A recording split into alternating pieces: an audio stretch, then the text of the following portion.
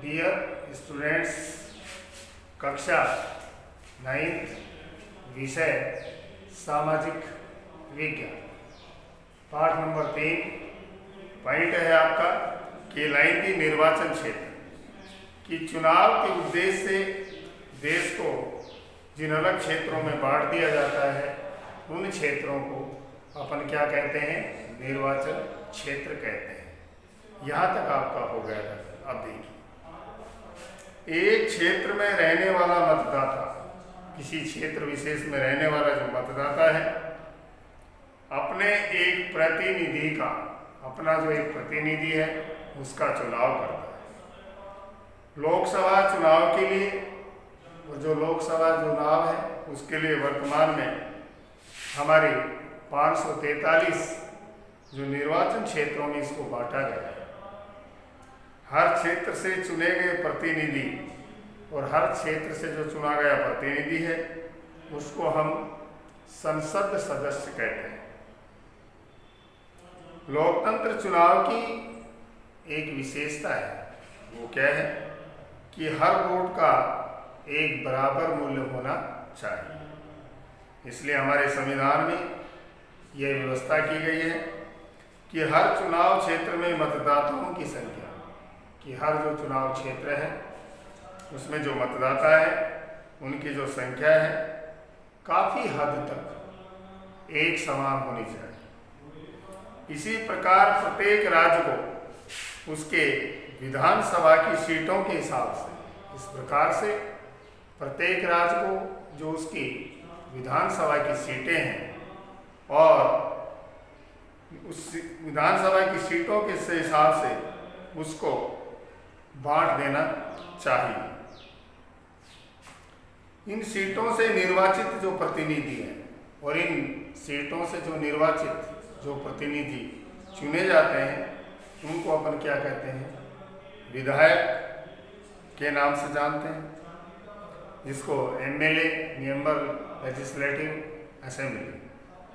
प्रत्येक संसदीय निर्वाचन क्षेत्र में, प्रत्येक जो संसदीय निर्वाचन क्षेत्र है उसमें विधानसभा के कई निर्वाचन क्षेत्र होते हैं।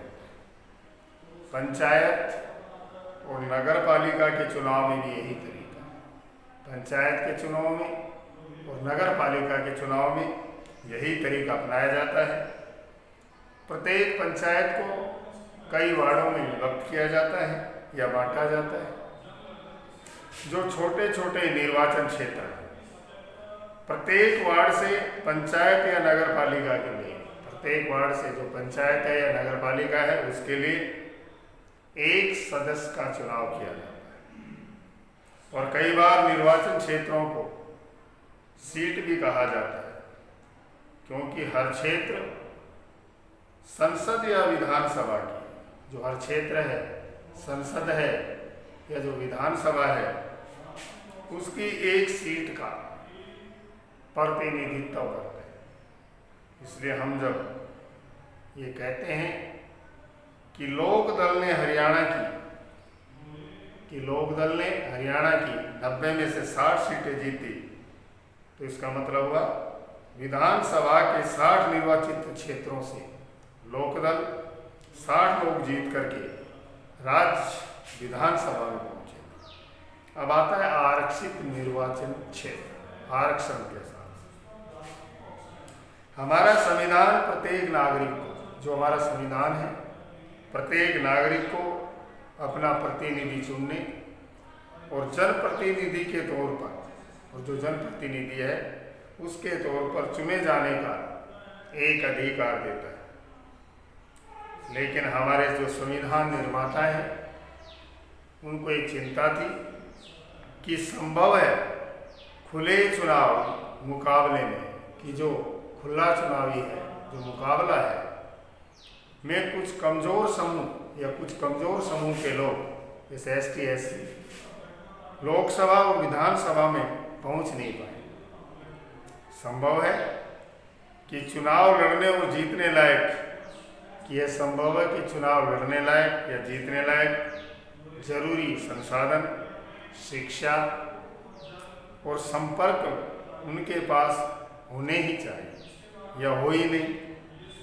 संसाधन वाले प्रभावशाली और जिनके पास संसाधन है, वो जो प्रभावशाली जो लोग हैं, उनको चुनाव जीतने से भी वो प्रतिष्ठित व्यक्ति या संसाधन वाले उन गरीबों को भी रोक सकते हैं। अगर ऐसा होता है तो संसद और विधानसभा में, अगर ऐसा होता है तो संसद और विधानसभा है, इसमें हमारी आबादी एक बड़े हिस्से की आवाज़ ही नहीं पहुंच पाएगी। इससे हमारा जो लोकतंत्र है, प्रतिनिधित्व का जो कैरेक्टर है, चरित्र है, वह कमज़ोर होगा और जो व्यवस्था है वह कम लोकतांत्रिक है। इसलिए हमारे संविधान निर्माताओं ने, इसलिए हमारे जिसने संविधान की रचना की, उन्होंने कमज़ोर वर्गों के लिए एक आरक्षित निर्वाचन क्षेत्र की विशेष व्यवस्था की है। जो कमज़ोर वर्ग हैं उनके लिए आरक्षित निर्वाचन क्षेत्र की संविधान में अलग से व्यवस्था की गई। इसी कारण कुछ चुनाव क्षेत्र, इसलिए ही कुछ जो चुनाव क्षेत्र हैं अनुसूचित जाति और जनजाति के लोगों के लिए आरक्षित किए जाते हैं। अनुसूचित जाति के लिए आरक्षित सीट पर केवल अनुसूचित जाति का ही व्यक्ति चुनाव लड़ सकता है। इसी तरह अनुसूचित जनजाति की जो आरक्षित सीट है, उस पर अनुसूचित जनजाति का व्यक्ति ही चुनाव लड़ सकता है।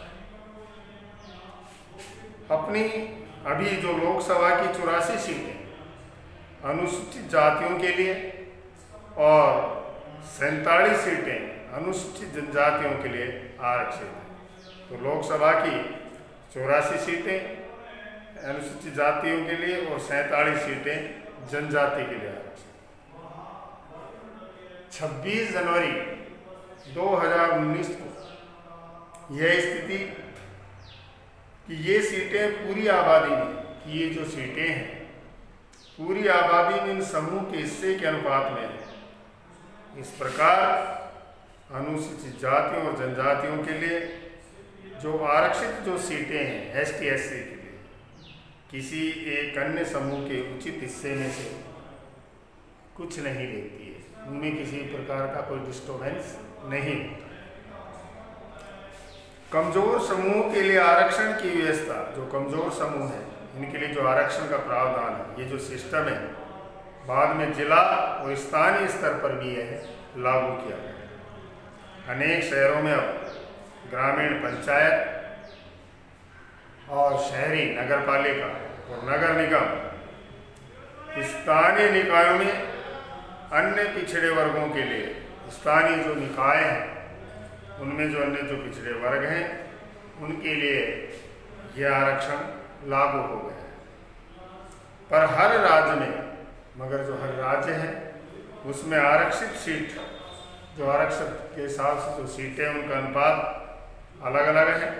इसी प्रकार ग्रामीण और शहरी जो क्षेत्र है, ग्रामीण और जो शहरी या स्थानीय निकाय में 1/3 सीटें महिलाओं के लिए आरक्षित की गई है। 1/3 जो सीटें हैं महिलाओं के लिए आरक्षित है। जैसे लोकसभा निर्वाचन क्षेत्र कुल क्षेत्र 543, सामान्य 412, आरक्षित 84, आरक्षित अनुसूचित जनजाति 47 और SC 84। राज्य निर्वाचन क्षेत्र बताया गया है कि हमारे जैसे विधानसभा, हमारा जो राजस्थान है, यहाँ पर आरक्षित सीटें में आपके ये बता रहे हैं राज्य और निर्वाचन क्षेत्र। राजस्थान में पूरे का एक बताया, जिसमें बताया गया है केंद्र शासित प्रदेश आंध्र प्रदेश निर्वाचन क्षेत्र है हमारे यहाँ टोटल 25 हैं और जिनमें सीटें बांटी गई हैं। तो मैं आपको याददाश्ती के लिए बता देता हूँ कि राजस्थान में लोकसभा के लिए 25 सीटें हैं राजस्थान के अंतर्गत और विधानसभा की हमारे यहाँ 200 सीटें हैं। आपके राज्य के दो पड़ोसी राज्य में लोकसभा के निर्वाचित क्षेत्र की संख्या कितनी है? और किन किन राज्यों में लोकसभा के 30 से ज़्यादा निर्वाचन क्षेत्र हैं। आपके सामने ये सारणी बनी हुई है। कुल निर्वाचन क्षेत्र मिला के को छाटें। एसटी एससी जनजातियों के लिए आरक्षित निर्वाचन क्षेत्र पूरे देश में बिखरा हुआ है। क्या इनकी संख्या यह ज़्यादा है? तो यही सीटें 1/3 सीटें जो कि ग्रामीण क्षेत्र में इन महिलाओं के लिए आरक्षित की गई है।